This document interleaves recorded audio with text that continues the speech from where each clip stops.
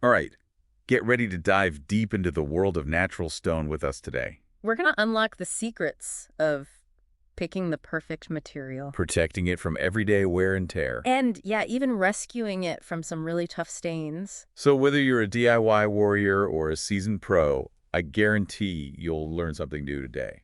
You know, one thing that people often overlook is that choosing the right stone is about way more than just looks. Oh, absolutely. You really got to think about like the inherent properties of each material. Right, it's got to be functional too. It really is. It's kind of like choosing the foundation for a house. Oh, yeah. You wouldn't build a skyscraper on sand, right? No, definitely not. So the same logic applies to stone. So let's say you're at the stone yard. Surrounded by slabs of granite, marble, limestone. It can be overwhelming. It really can be. Where do you even start? Well, I always tell people to start by thinking about how the space is actually going to be used. Okay, yeah, that makes sense. Is it a high traffic area, like a kitchen or bathroom? Will it be exposed to spills, splatters? Right. Those are the things that'll help you narrow down your choices. Okay, so let's say I'm picturing like this beautiful, luxurious marble countertop. Classic. But I've also heard those horror stories about marble etching. Yeah. Like if you get lemon juice on it. Acidic stuff. Is marble really that fragile? It's true that marble, limestone, travertine, those stones are classified as calcareous. They are more susceptible to etching. Okay. They're composed mainly of calcium carbonate, which reacts with acids. So it's not that they're inherently fragile, but you do need to be careful about what comes in contact with them. Right, think of it this way. Okay. If you spill something acidic on granite, it's like water off a duck's back. Oh, okay. But with marble, it can leave a mark, almost like a chemical burn. Oh, wow. I never thought of it that way. So yeah, maybe not the best choice for a family with kids. Yeah, who are prone to spills. Exactly, lots of spills. Okay, so what about granite then? Granite. Is it really as indestructible as they say? It's pretty close. Really? Granite is incredibly durable Okay. because it's made up mostly of quartz, which is one of the hardest minerals on Earth. Wow, okay. I once saw a granite countertop survive a dropped cast iron skillet without a scratch. No way. Yeah, it's a workhorse, perfect for high traffic areas. Oh, well. Quartzite is another great option in that category. Okay, so I know you're a big advocate for understanding the composition of the stone. Always. You've got your calcareous stones and your siliceous stones. Yeah, Can you break that down for us? absolutely. Think of it this way. Right. Your calcareous stones, like your marble, limestone, travertine, they're mostly calcium carbonate. Okay. Imagine it like a tightly packed mosaic of tiny tiles. Oh, okay. Now, acid spills, they're like tiny little hammers that come along and chip away at those tiles, leaving a dull spot. So those are the etch marks. Exactly. And that's permanent damage then, right? It is. You can't just wipe it away. Not like a stain. Right. And with siliceous stones like granite and quartzite, it's a different story. Okay. Their composition is largely quartz and feldspar, which are way more resistant to those chemical hammers. So you have more leeway with spills on those. Exactly. So knowing the difference between calcareous and siliceous stones is like a superpower when it comes to choosing the right material for your project. I like that, a superpower. You know, It really is. it can save you a lot of headaches down the road. Absolutely. Knowledge is power in the world of natural stone. Couldn't agree more.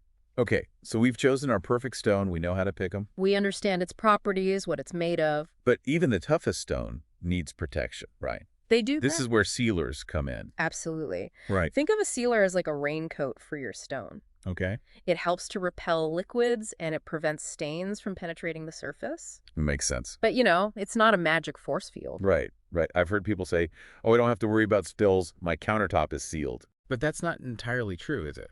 It's not. You definitely still have to be careful. So it's not like a free pass to be careless. No, you got to remember that sealers buy you time to clean up spills. Okay. They don't make the stone completely invincible. Gotcha. So sealers are essential. But how do we choose the right one? Well, it depends. Is there a one-size-fits-all solution? Not really. There are two main types of sealers, penetrating and enhancing. Okay, tell us more about that. Penetrating sealers are like an invisible shield. They soak into the stone and protect it from within without altering the look or feel of the surface. Oh, okay. And then you've got enhancing sealers, which, as the name suggests, they actually enhance the color of the stone. Okay. And they often give it a slightly darker, wet look. So it really comes down to personal preference then. Exactly. It's like choosing between a matte finish and a gloss finish. Oh, yeah. Both can be beautiful. It just depends what aesthetic you're going for. For sure. So any tips for the DIYers out there on how to apply sealer like a pro? Yeah, definitely. What should they keep in mind? The key is to work in small sections and apply the sealer evenly, like you're painting a masterpiece. Okay. You don't want it to puddle. And always follow the manufacturer's instructions, Yeah. especially for drying time. Right, because I know it's tempting to want to rush the process, but patience is key here. Absolutely. You got to let it dry properly. Okay, so we've talked about choosing the right stone, the importance of sealing it. Yeah. But, even with the best intentions, accidents happen. They do. Spills, splatters, the occasional drop pot. Part of life, right? It's all part of life. Yeah. And that's why we're going to equip you with the knowledge to handle those stain emergencies like a pro. Exactly. We got you covered. Because let's face it, even with a sealed surface, a stain can really throw a wrench in your day. It can be a real bummer. So let's talk stain removal. Let's do it. What are our weapons of choice? One of the most effective tools in your stain-fighting arsenal is a poultice. Poultices? Okay. Think of it like a sponge that draws the stain out of the stone. I've heard of them, but they sound a little intimidating to me. They're actually simpler than you think. Really? A poultice is basically a paste made from a few simple household ingredients. Okay, like what? We're talking baking soda, clay, hydrogen peroxide things you probably already have in your pantry. Wait, hydrogen peroxide? Yeah. Isn't that what we use to clean cuts and scrapes? It is. It's a mild bleaching agent that can help break down stains. Oh, okay, so it works on stains too. It does. And for those really stubborn stains, you can add a little bit of ammonia to the mix for some extra muscle. Ammonia, okay. Yeah, just a little bit though. So walk us through this. All right. How do we make this magical stain-fighting paste? So first, you want to clean the stained area with water and a soft cloth. Right. No harsh chemicals or abrasive cleaners. Okay. Those can make things worse. Got it. So just water. Yeah. And then you mix your chosen base, either baking soda or clay, with the hydrogen peroxide. Aim for a thick paste, kind of like peanut butter consistency. Okay, I'm picturing it. And then you spread this paste on the stain. Gotcha. So we're giving the stain a little poultice facial. You could say that. How long do we leave this poultice mask on? Usually 24 to 48 hours. Oh, wow. So we got to be patient. Yeah, patience is key here. So the poultice needs time to draw the stain out of the stone. Exactly. And then we just peel it off and the stain is gone. Well, hopefully, Fingers crossed. once the poultice is dry, you can gently scrape it off with a plastic scraper or a soft cloth. Okay. Sounds pretty straightforward. It is, but always test the poultice on a small, inconspicuous area first, Ah, that's a good tip. just to make sure it doesn't react negatively with your specific type of stone. Right, because you don't want to damage the stone further. Exactly, and if you're using ammonia, make sure you have good ventilation. Oh, yeah. Open those windows. Safety first. For sure. Now, I know you're a poultice pro, but are there any other stain-fighting heroes in your toolkit? Absolutely. For oil-based stains like grease or cooking oil, mineral spirits can be very effective. Oh, mineral spirits. And for organic stains like coffee or red wine, hydrogen peroxide is often a lifesaver. Ah, so hydrogen peroxide is a multitasker. It is. Good to know. So those are a couple other options to keep in mind for those tough stains. All right, so for more Tile and Stone content, follow Craig on Instagram at TileNerdArmy.